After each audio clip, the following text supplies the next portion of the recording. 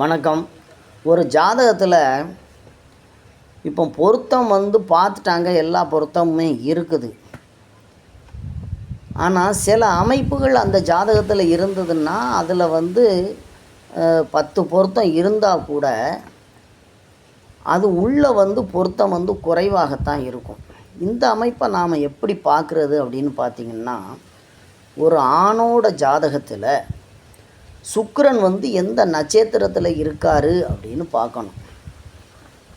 அந்த நட்சத்திரம் அதை லக்கணமாக நம்ம போட்டுக்கிட்டு அதுக்கு 4, 6, 10 இந்த பாவங்களில் செவ்வாய் நிற்கிறது.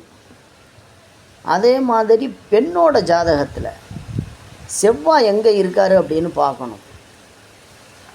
அந்த இடத்த லக்கணமாக போட்டுக்கிட்டு அதுக்கு 4, 6, 10 இந்த இடங்களில் சுக்கிரன் இருக்கிறது.